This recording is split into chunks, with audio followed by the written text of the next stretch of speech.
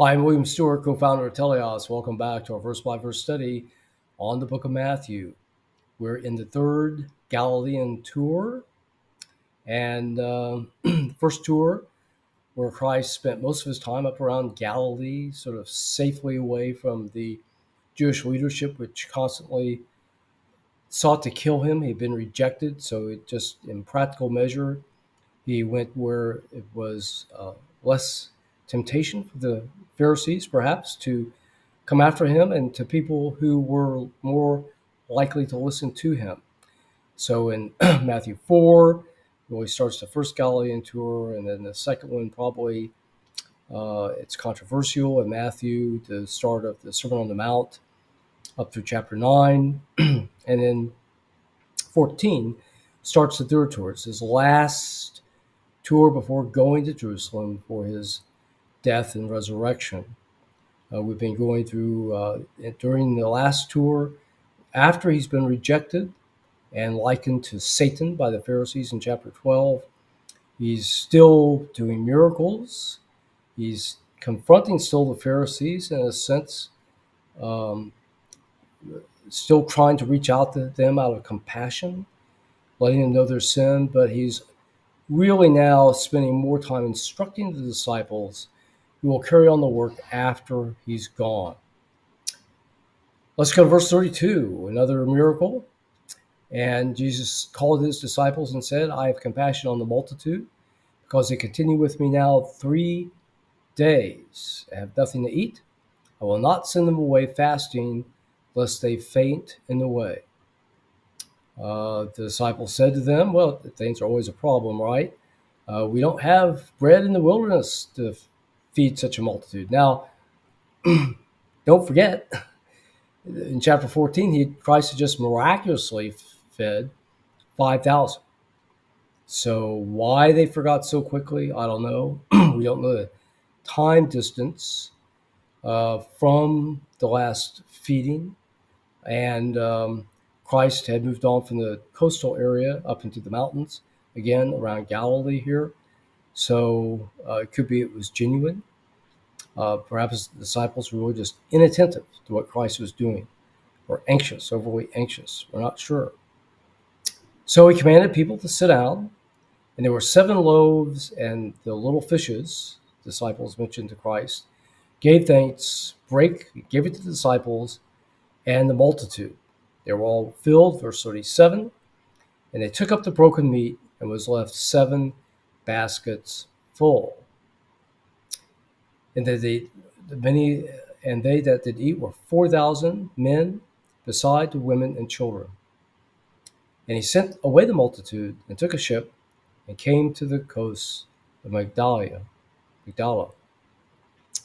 So the first thing you might notice, this miracle is very close to that of the feeding of the 5,000. It's around the Sea of Galilee. The people have been listening to his preaching for a while. They were hungry. He feeds them. There's not much food, but he miraculously expands the food, feeds the multitude to their satisfaction. The numbers are close, 4 and 5,000, plus the women and children. And in each case, there's food left over. So we've seen one miracle in this way. Why another? And so close. Well, we don't know exactly. We know that the disciples had to follow Christ. He seemed to take care of their needs, at least the ones that are close to him, the 12, maybe the 70 and Luke, maybe the extended disciples. So we have 2 examples of Christ feeding them all. We don't know how often that happened. Maybe this is the peak of the multitudes, and so this is the grand portion of his ministry, of people following him. But it does show his compassion, his care for the people who at least seem to believe and are listening to him. Again, second reason, which we say over and over again, he's showing he's Messiah. He's showing the compassion that God wanted the Israelites to have from the Old Testament, and as he mentions in Matthew 9 and Matthew 12, quoting Hosea 6:6.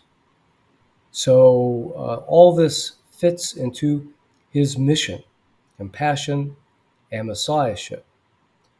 Now, interesting here, he mentions the third day.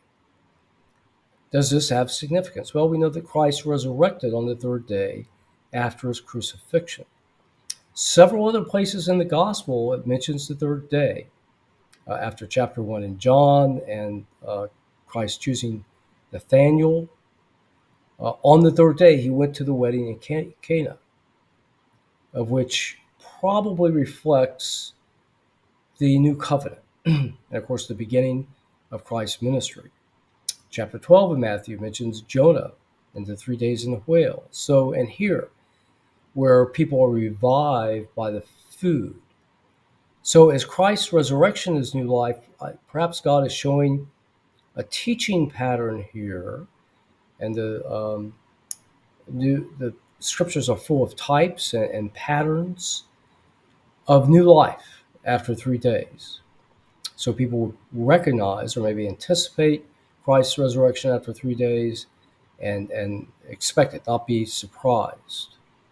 But we don't know the exact reason for the 3 days. I think another aspect here of the feeding that for 3 days is that in John 6, Christ very closely associates the manna in the Egypt to his own body and the consumption of his body in verses 52 to about 61. And again, reflecting what I think is the regeneration. When the Spirit comes and creates in us a new man and a new woman in the image of Christ.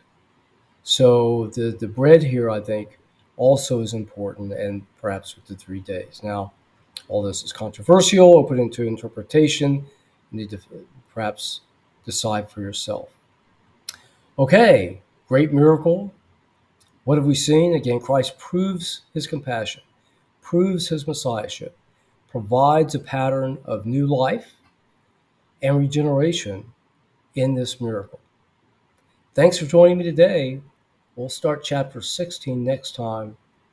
It's an amazing chapter. Please don't miss it. See you then.